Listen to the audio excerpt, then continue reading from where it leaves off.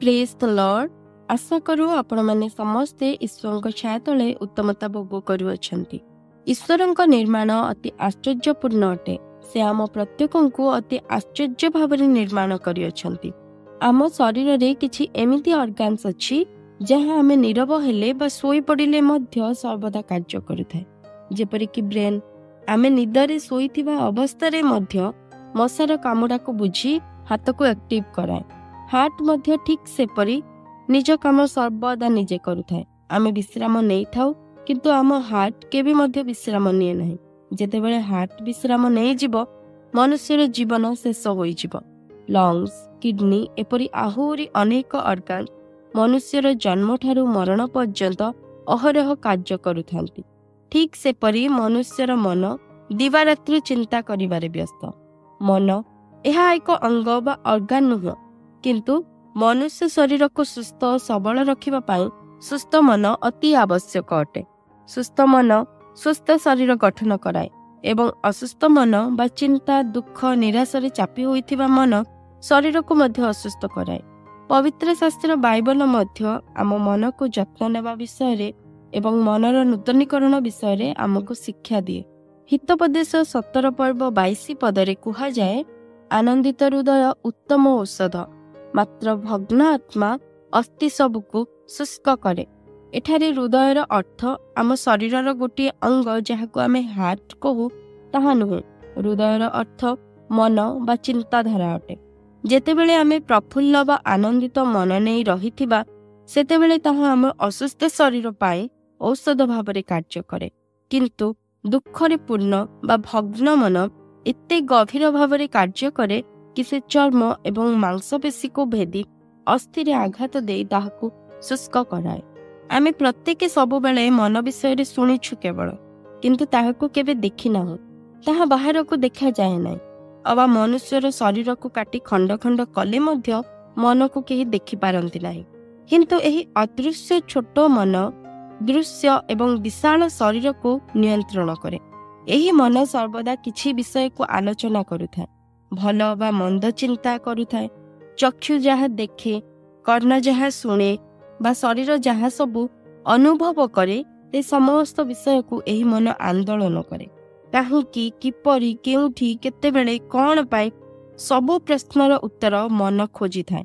मन बेले बेले शरीर को उत्तम पथरे कढ़ाई निए तो आउ बेले बेले मिछ कही धोखा मध्य दिए। किछि अधा अधीरा विषय देखी बा सुनी ता संपर्क रे अनेक भावना भाबी दिए एवं एमिति होइथिबो परा बा सेमिति होइथिबो बोधे कही एही परा एवं बोधे कथारे मंद चिंता और भावना दे शरीर को नियंत्रण करे एवं जंत्रणा दिए। तेणु पवित्र शास्त्र आमको शिक्षा दिए शरीर बा मनर स्वर नुहे, आत्मांक स्वर वा आत्मांक इच्छा रे आमे परिचालित हेबा आवश्यक। आम चतुर्पार्श्व घटुथिबा घटना को ने मन चिंता और भावना रे मग्न हो जाए एवं सेही चिंता और भावना अति बड़ रूप धरी आमको भय देखाए। भविष्यत पाई चिंता करिवार मन, अन्य मानक उन्नति देखि निजको दोषी करिवार मन, छोट कथा को विराट करिवार मन, एही मन सर्वदा मनुष्य को जंत्रणा दिए। अतीत और वर्तमान को देखाई भविष्यतर भय आनी दिए। पवित्र शास्त्र बाइबलर आदि पुस्तक तार 32 पर्वरे वर्णित दुई भाईଙ୍କ विषय रे आमे प्रत्येक जानू। जाकुब निज भाई और बापा को प्रतारणा करी निज मामूंक पाखरे अनेक वर्ष रहिले। शेषरे निज देश को फेरी आसिबा समय रे से अनेक प्रस्तुतिर सह अनुताप हृदय नहीं फेरी आसुछंती।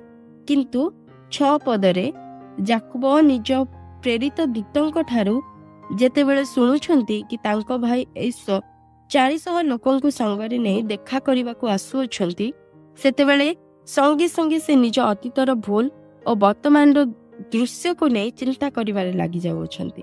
7 पदरे लिखा जाए, जाकुब अतिशय भीत और उद्विग्न होई सही अनुसारे योजना करुछंती। किंतु आमे प्रत्येक जानू जाकुबଙ୍କ मन तांको जेपरि भय और चिंता आनी देइथिला, घटनाटी ठीक से परि घटी नाही किंतु संपूर्ण विपरीत भावरे घटिछि। ऐसो ताहांको सह भेटी ताहांको प्रतिशोध नेउ नाहांती किंतु ताहांको प्रेम करी ताहांको आलिंगन और चुंबन करुछंती। ଭୟ ଓ ଉଦ୍ବିଗ୍ନ ମନରେ କରିଥିବା ଯାକୋବଙ୍କର ସବୁ ଯୋଜନା ସେତେବେଳେ ବୃଥା ହେଉଛି। ଯାକୋବ ଯଦି ସେତେବେଳେ ପରିସ୍ଥିତିକୁ ଦେଖି ଆସୁଥିବା ଭୟରେ ଭୀତ ନ ହୋଇ ସଦାପ୍ରଭୁଙ୍କୁ ସ୍ମରଣ କରିଥାନ୍ତେ, ତେବେ ତାଙ୍କୁ ବୃଥାରେ ଯୋଜନା ଏବଂ ଏତେ ପରିଶ୍ରମ କରିବାକୁ ପଡ଼ିନଥାନ୍ତା। କାରଣ 31 ପର୍ବ 3 ପଦରେ ସଦାପ୍ରଭୁ ନିଜେ ଯାକୋବଙ୍କୁ ନିଜ ଦେଶକୁ ଫେରିଯିବାକୁ କହୁଅଛନ୍ତି ଏବଂ ଆମ୍ଭେ ତୁମ୍ଭର ସହବର୍ତ୍ତୀ ହେବା ବୋଲି ମଧ୍ୟ କହିଅଛନ୍ତି। କିନ୍ତୁ ଯାକୋବ ପ୍ରଭୁଙ୍କ କଥା ଭୁଲିଯାଇ ମନର ଚାଳନାରେ ଚାଲି ଧୋକା ପାଉଅଛନ୍ତି। ଠିକ୍ ସେପରି ଆମେ ମଧ୍ୟ ମନ ଦେଉଥିବା ଚିନ୍ତା ଓ ଭାବନାକୁ ଗ୍ରହଣ କରି ଅନେକ ବିଷୟରେ ଭୀତ ଓ ବ୍ୟତିବ୍ୟସ୍ତ ହୋଇଯାଉ। ସେହି ପ୍ରତିପାଳକ ଈଶ୍ୱର ଯେ ଆମର ସହବର୍ତ୍ତୀ ଏହା ଭୁଲି ଯାଇଥାଉ। ପିତାମାତା, ସନ୍ତାନ ସନ୍ତତି, ପତି ପତ୍ନୀ ଏବଂ ବନ୍ଧୁଙ୍କ ଠାରୁ ମଧ୍ୟ ଅଧିକ ପ୍ରେମ କରି ଯତ୍ନ ନେବା ଈଶ୍ୱର ଆମ ସଙ୍ଗରେ ଅଛନ୍ତି, ଏହା ମଧ୍ୟ ଭୁଲିଯାଉ। ଚତୁଃପାର୍ଶ୍ୱରୁ ଘଟଣାକୁ ଦେଖାଇ ମନ ସବୁବେଳେ ଚିନ୍ତା ଓ ଭୟ ଆଣିଦେବ। ମନକୁ ଚିନ୍ତା ନ କରିବା ପାଇଁ ଆମେ ରୋକିପାରିବା ନାହିଁ, ଏହା ଅସମ୍ଭବ ଅଟେ। ମୁଁ ଚିନ୍ତା କରିବି ନାହିଁ କହି ହୁଏତ ଗୋଟିଏ ଘଣ୍ଟା ବା 10 ଘଣ୍ଟା ବା ଗୋଟିଏ ଦିନ ମନୁଷ୍ୟ ସତର୍କ ହୋଇପାରେ, କିନ୍ତୁ ସର୍ବଦା ସାରା ଜୀବନ ଚିନ୍ତାମୁକ୍ତ ହୋଇ ରହିପାରିବ ନାହିଁ। ତେବେ ଏହାର ସମାଧାନ କ'ଣ? ଆସନ୍ତୁ ବାକ୍ୟ ମାଧ୍ୟମରେ ତାହା ବୁଝିବା। ମାଥ୍ୟୁ 6 ପର୍ବ ଶେଷରେ ପ୍ରଭୁ ଯୀଶୁ ଖ୍ରୀଷ୍ଟ ମଧ୍ୟ ବୁଝାଇଲେ କି ଚିନ୍ତା କର ନାହିଁ, କିନ୍ତୁ ଚିନ୍ତା ବଦଳରେ ତାହାଙ୍କର ରାଜ୍ୟ ଓ ଧାର୍ମିକତା ଅନ୍ୱେଷଣ କର, ଅର୍ଥାତ୍ ଖୋଜ। ରାଜ୍ୟ ଓ ଧାର୍ମିକତା ହଜିଯାଇ ନାହିଁ ଯେ ଆମେ ତାହାକୁ ଖୋଜିବା ବା ତାହାର ଅନ୍ୱେଷଣ କରିବା। ଏହାର ଅର୍ଥ ରାଜ୍ୟ ଓ ଧାର୍ମିକତାକୁ ନିଜ ପାଇଁ ବାଛିବା ବା ନିଜେ ଗ୍ରହଣ କରିବା। ପ୍ରଭୁ ଏଠାରେ ଏପରି କହନ୍ତି, ଯେତେବେଳେ ଭବିଷ୍ୟତ ବା ଆସନ୍ତାକାଲିର ଚିନ୍ତା ଆସୁଛି, ସେତେବେଳେ ସେହି ଚିନ୍ତା ରାଜ୍ୟ ଓ ଧାର୍ମିକତା ବା ଉତ୍ତମ ବିଷୟରେ କି ନୁହଁ ତାହା ଆମେ ବୁଝିବା ବା ବାଛି ନେବା। ଶରୀର ବିଷୟରେ ଚିନ୍ତିତ ହୋଇ ତାହା ଖୋଜି ବୁଲ ନାହିଁ, କିନ୍ତୁ ଉତ୍ତମ, ଧାର୍ମିକ ଓ ସ୍ୱର୍ଗ ରାଜ୍ୟ ବିଷୟରେ ଚିନ୍ତା କର ଓ ସେଥିରେ ବ୍ୟସ୍ତ ରୁହ। ବାକି ସମସ୍ତ ବିଷୟ ମୁଁ ବୁଝିବି।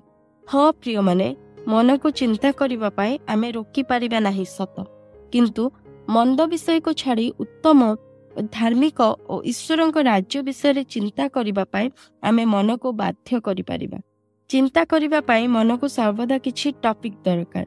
ତେବେ ସେ ଚତୁଃପାର୍ଶ୍ୱର ବା ଅତୀତର କିଛି ଘଟଣାକୁ ଚିନ୍ତା କରିବା ପୂର୍ବରୁ ବା କରିବା ବେଳେ ଆମେ ବୁଦ୍ଧିମାନର ସହ ଈଶ୍ୱରଙ୍କ ବାକ୍ୟ ବିଷୟରେ ଚିନ୍ତା କରିବାକୁ ଏବଂ ଉତ୍ତମ ବିଷୟରେ ଚିନ୍ତା କରିବାକୁ ତାକୁ କାହିଁକି ନ କହିବା?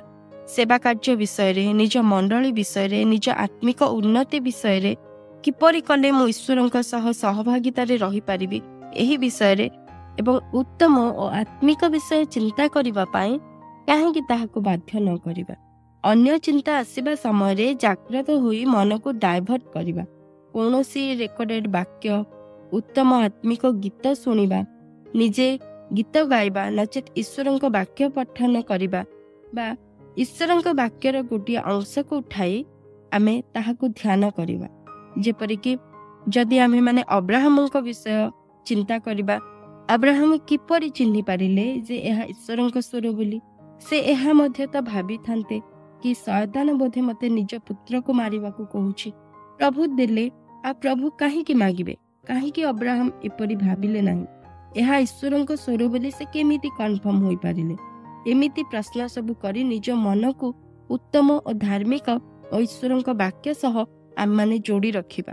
ଈଶ୍ୱରଙ୍କ ବାକ୍ୟ ଓ ଧାର୍ମିକ ବିଷୟରେ ମନକୁ ସର୍ବଦା ବ୍ୟସ୍ତ ରଖିବା। ତେବେ ଆମେ ଚିନ୍ତା ଓ ମନର ଧୋକାରୁ ରକ୍ଷା ପାଇପାରିବା। ଏହି ଅଭ୍ୟାସ ନିଶ୍ଚୟ ଆମ ଶରୀର ଓ ଆତ୍ମିକ ଜୀବନର ସୁସ୍ଥତା ସଙ୍ଗେ ସଙ୍ଗେ ଅଭିବୃଦ୍ଧି ଆଣିଦେବେ। ତେବେ ମନେ ରଖିବା, ମନକୁ ଚିନ୍ତା କରାଇବା ଦାୟିତ୍ୱ ଆମର ଅଟେ। ସେହି ଅନୁସାରେ ଆମେ ଫଳ ଭୋଗିବା। ଏହା କେବଳ ଆମ ନିଜ ପ୍ରୟାସରେ ହେବ ନାହିଁ। ଆମେ ପବିତ୍ର ଆତ୍ମାଙ୍କ ସାହାଯ୍ୟ ମାଗୁ। ତାଙ୍କୁ କହୁ, ହେ ପବିତ୍ର ଆତ୍ମା, ତୁମେ ମୋ ସାହାଯ୍ୟ କର। ମନର ନୂତନୀକରଣ ମୁଁ ଚାହେଁ। ମନର ନିୟନ୍ତ୍ରଣରେ ମୁଁ ନୁହେଁ, କିନ୍ତୁ ମନକୁ ମୁଁ ନିୟନ୍ତ୍ରଣ କରିବାକୁ ଚାହେଁ। ମୁଁ ଏକାକୀ ଏହା କରିପାରିବି ନାହିଁ। ତୁମେ ମୋତେ ସାହାଯ୍ୟ କର, ମୋତେ ଜାଗ୍ରତ କରାଅ। ଆଉ ପବିତ୍ର ଆତ୍ମା ନିଶ୍ଚୟ ଆମମାନଙ୍କର ସାହାଯ୍ୟ କରିବେ। ସେ ସାହାଯ୍ୟକାରୀ ଅଟନ୍ତି। ନିଶ୍ଚୟ ସେ ଆପଣଙ୍କୁ ସାହାଯ୍ୟ କରିବେ। ପ୍ରଭୁ ଏହି ଅଳ୍ପ ଚିନ୍ତାରେ ଆମ ପ୍ରତ୍ୟେକଙ୍କୁ ଆଶୀର୍ବାଦ କରନ୍ତୁ। ମନେ ରଖିବା, ମନକୁ ବୁଝାଇବା ଆମ ଦାୟିତ୍ୱ ଅଟେ। ଧନ୍ୟବାଦ।